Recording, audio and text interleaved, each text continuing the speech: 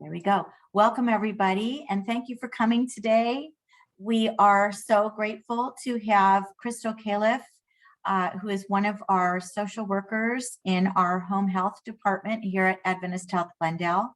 And she has agreed to help us with this 3-part series, planning for your future and planning for care and comfort. And today we've got the third in the 3-part series that she is going to share with us. And for those of you just joining us, Crystal is going to be sharing all the documents with us in Live Well Senior Program, and we will be emailing them to all of you who came today. So with that, I'm going to turn the meeting over to Crystal, and let me just get her on the spotlight for you so she can talk. And Thank you. you. Hi, everyone. Thank you, Melissa. Thank you again Crystal, for letting me be a part of this. Of course, anytime, my pleasure. And thank you for everyone for coming today. I really do hope that this is informative for you. I know that as a social worker, I've learned as I go how to fill these documents out and what they actually mean. And I've actually learned in my own personal experience when to use them and why to use them. So I really hope that I can kind of pass that information to you so that you're fully aware of what you need to do, when you need to do it, and why. Okay, so today we're going to be talking again about advanced care planning, and I'm going to focus on just a couple of forms in regards to medical treatment, decision making, and why this should be done. So advanced care planning, what is it, right? So what is advanced care planning? It helps adults at any age or stage of health understand and share their personal values, life goals, and preferences regarding future medical care. It is a gift you give your loved ones who might otherwise struggle during a medical emergency to make choices about your care. Advanced care planning is not a single decision. It is a process that occurs over a lifetime as goals and values change. Steps in the advanced care planning process include thinking about your wishes for future care. If you become seriously ill, your wishes may be shaped by your experiences, cultural and religious views, your values, and your goals. The second is selecting a healthcare agent. And you want to make sure that you trust the person that's going to be making medical decisions for you if you can't make them. Discussing your wishes with your healthcare agent and other loved ones. This step is sometimes difficult, but it's very important, and it may help you and your loved ones avoid future conflicts. Completing an advanced care planning document. We're going to talk about an advanced care directive. We're going to talk about a POST. We're going to talk about a couple of those forms. And in some situations, you may need this, you may not, but it's always good to just be preventative. Making copies and sharing them. You want to make sure you share whatever documents you fill out with your doctor. You may want to make sure that you fill them out with your loved ones, a caregiver, whomever is around you the most, and whoever may need to make decisions for you. And lastly, you want to make sure that you periodically review your documents. You want to make sure that names and contact information are correct. And you want to make sure that your wishes and desires haven't changed. If you fill out a document today, in 6 months, you may have different feelings. So you want to make sure that it's always up to date.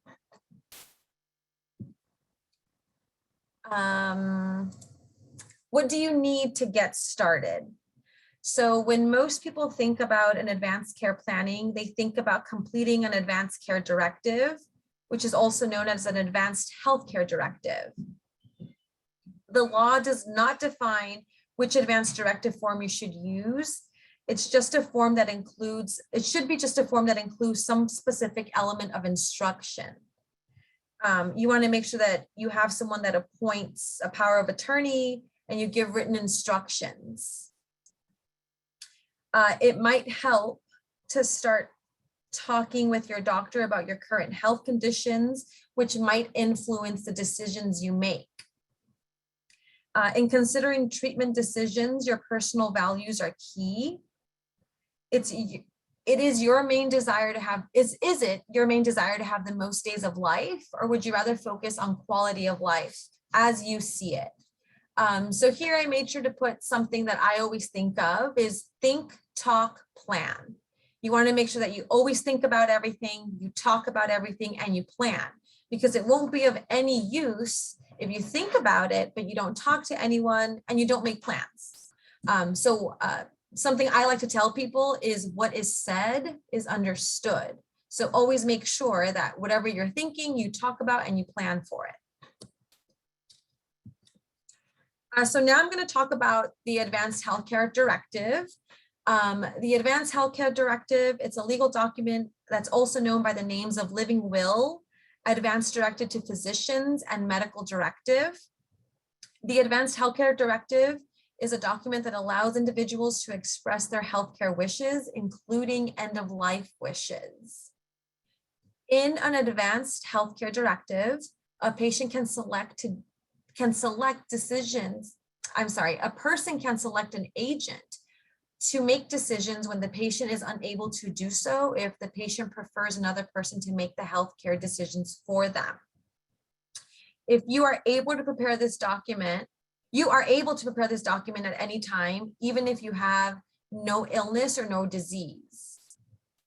It is prudent for you to define your wishes at a time when you can give careful consideration to the treatments you approve and disapprove of.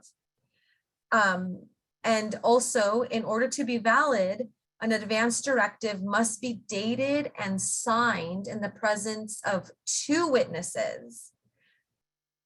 And I'm actually going to pull up, let's see if this works. I'm going to just pull up an advanced directive form just so you can see it. And like Melissa said, these forms I'm sure will be made available to you, but I just wanted you to kind of see one as we go so you kind of get an idea of what it looks like.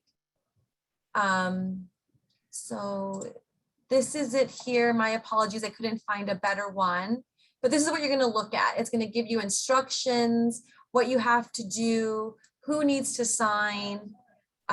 So it's pretty easy to kind of go through. Crystal, Yes. we are not seeing You that. can't see it. We're Okay. seeing the slide that says Advanced Healthcare Directive, but not what you're sharing. Okay, let me see if I can get that up. So sorry about that. Thank you for telling me. Sure. New share. I can't pull it up. Oh no, this is not.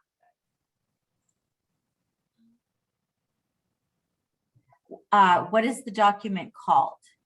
So it's just an Advanced Healthcare Directive. Okay, and we're going to share this, right? Yeah, we'll share it. So I'm so sorry it didn't work out. I thought I could go ahead and pull this up. Okay, just everyone know that we're going to email the Advanced Care Directive. I can see that it's on the slide and that you have the website. Yes. Yeah, I see it. It's like a clickable link, but it's okay. Yes. You can go ahead and talk about it, and then we will go ahead and send it to everybody after. Okay. Okay. And I'm going to go ahead and make sure it's just included on the slides, just in case you want to send the slides like we did last time. Oh, they would love that. That would be very nice. Thank you. Wonderful. Of course. So again, I'm so sorry that happened. That's okay. Let me go ahead and get to, okay. So the Advanced Care Directive, it's all, it's listed for you, the directions you have to take, who you have to have present, and when and where they have to sign. So that's the Advanced Healthcare Directive. The next form is called the 5 Wishes. And the 5 Wishes is easy to use, and it helps you express your wishes ahead of a serious illness. It's very similar to an Advanced Healthcare Directive. The 5 Wishes actually include just a little bit more information. It covers personal, spiritual, medical, and legal wishes, all in the one document. And this document goes further to clarify the comfort measures you want implemented at the end of your life. Once completed and signed, it is considered a legal document. And the 5 Wishes, just like the Advanced Directive, requires 2 signatures of 2 witnesses. And so the 5 wishes, it looks similar to what you see here. It's actually a booklet. Unfortunately, it's not something that is as easily accessible as an advanced healthcare directive. Some hospitals have them, or most hospitals do have them. For the most part, some doctors' offices have them, but you can order them online. I believe Melissa may have a few in the office. I'm not too sure. Don't want to make promises, but they are available. And I do have a link as to where to find one listed on this presentation as well. And so again, for the 5 wishes, you want to have spiritual, medical, legal, and personal thoughts and wishes and goals ready to go, so you can fill this out so it can be a lot easier for you. The next one is a pulse. And the pulse is actually something that I go over with everyone, my own family, patients that I see in and out of the hospital. I think this form is so important just for everyone, whether you are 25 or 106. I think you should have this form, because this form, it allows people to know about your wishes regarding life-sustaining treatment should you need it. So the pulse completion is always voluntary. It's a document available from your primary care provider with the intended use of summarizing specific preferences an individual has regarding life-sustaining treatments. It's used usually for those individuals with a very serious illness or who may not survive for a very long time. It requires a physician's signature. If you can't get your MD to sign, you can also have a nurse practitioner or a physician's assistant sign it. The PULSE is a medical order as part of a rich conversation between a patient and their healthcare provider regarding the patient's current medical condition, personal values, and goals of treatment. It helps ensure that patients have the information they need to make informed decisions. This form gives direction to treatment orders such as cardiopulmonary resuscitation, which is CPR, medical interventions, and artificially administered nutrition. The form is portable, which means it can be taken from healthcare to long-term settings without the need to complete another. So the PULSE form, the physician's order for life-sustaining treatment, is exactly what you see here. It's a pink form. Now, sometimes you can't find it in this bright pink, almost highlighter color. So if you have it in black and white, that's okay. It's still a legal form. And it has 4 sections, A, B, C, and D. A is what discusses CPR, whether or not you would like that done should you, God forbid, go into cardiac arrest. Section B discusses medical interventions. So that there goes sort of whether or not you want to have life-sustaining medications given to you. If, God forbid, you're in pulmonary distress and you are unable to breathe, it asks, would you like us to do ventilators, breathing machines? And then it goes in and discusses on part C, discusses about artificial nutrition. Should you be at a point where you aren't able to eat, right? Chew or swallow? Do they do feeding tubes? So all that there is outlined. Definitely something I encourage everyone to discuss with their loved ones. Because the way I like to phrase it, again, as I said in the beginning, is what is said is understood. And it's very difficult to be in a position as a family member who has been on that side, to be in a position where you don't know what your loved one wants. And when you start making decisions, you don't want to have that sense of regret. Like, am I doing what mom and dad or grandma and grandpa or uncle and aunt would like me to do for them? So with this form, you outline exactly what you like and you take that stress away from your loved one. So if you don't have one, I recommend you get one, fill it out with your doctor. And once it's completed, the doctor does have to sign it, and that's in section D. Your medical professional, your medical provider signs it, whether it's the MD, NP, or PA, and they sign it, you sign it, and then it is a legal document. And I always recommend people I know the bright pink is a little intrusive, so I recommend that you put it on your refrigerator once you have it completed, because the emergency response teams, they will look there. They will look on your refrigerator to see if you have one. They also look there for any medication list that you have. So refrigerator is a good place to keep this. If you don't mind the bright pink, you can go ahead and also put it above your headboard in your bedroom or anywhere where you are in your room. Crystal? Yes, Can I ask a question, please? sure. Okay. I'm confused as to what I do not want them to do for me. And I had heard that the one procedure, and I don't know if that's the ventilator or the intubation, that makes you feel like you're suffocating. My niece's husband died recently, and he said, "Don't ever put me back on that machine because I feel like I'm being suffocated." Now, I'd rather die than feel suffocated, to tell you the truth. So I'm wondering which of those it is, the intubation or the ventilator. So I'm not a doctor, I'm not a nurse, and I don't want to give you misinformation. So I would say to please go ahead and refer that question to your doctor. But what I can tell you from what I know, and this is public knowledge, is that typically both types of breathing machines do require access through your trachea. So you would have a machine breathing for you through a tube in your throat, right? So you wanna go ahead and just, I don't know what the feeling is, and so again, I would want you to go ahead and ask your doctor about that. But that is delegated here, and it does ask you if you would want that to be done or not. But again, I would highly encourage you to speak to your doctor about that. And I just want to mention, thank you, Crystal. So for everybody that's listening today, the way that we're going to do the questions is we're going to have you write your questions out in the chat. Crystal will open the chat. And then when she's done with her presentation, she'll read each of the questions and she will answer them at that time. So so go ahead, Crystal, and continue, and thank you. Thank you. Of course, of course. So that is the PULSE form. The next one is a durable power of attorney. And all of these forms are very similar. So I don't want you to feel confused. And if you feel confused, it's okay. At the end of the presentation, or at the end, I do have a little bit of a highlight as to what you need to remember for each form. The durable power of attorney is a document that authorizes your agent, a person you choose, to manage your financial affairs if you become unable or unwilling to manage them yourself.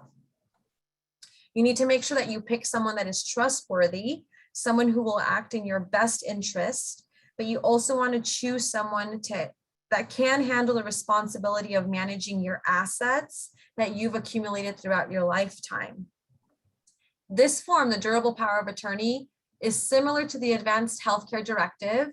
However, it only relates to financial decisions, and it does not give anyone any control over healthcare decisions.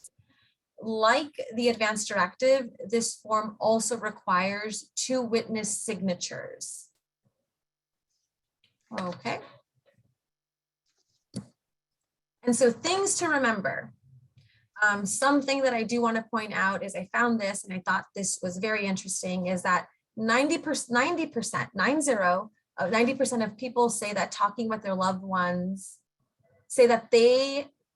talking with their loved ones about end of life care is important. 90% of us think it's important, but only 27% of us have actually done it. 82% of people say it's important to put their wishes in writing, 82. And only 23% have actually done it. So I want to make sure that those of you listening, that we are part of the 27% and part of the 23, that again, what is said is understood. We get our wishes out there so that everyone knows exactly what our expectations are for ourselves and our care. And so things to remember, I want you to remember that the Advanced Healthcare Directive is a document that allows individuals to express their healthcare wishes, including end of life. The 5 wishes, it covers personal, spiritual, medical, and legal wishes all in one document. The post, that's a form that gives directions to treatment orders such as CPR, medical interventions, and artificially administered nutrition. And also, please remember, whenever possible, ensure that your advance directive and your post form are consistent with each other. The California Durable Power of Attorney, that is a document that authorizes a person you choose to manage your financial affairs, and only your financial affairs, if you become unable to manage them yourself. The advance directive and the durable power of attorney do not need to be notarized. They must have 2 witness signatures to be recognized as a legal document. Should you wish to get them notarized, you absolutely can, but it's not something that has to be done. Okay, that was all.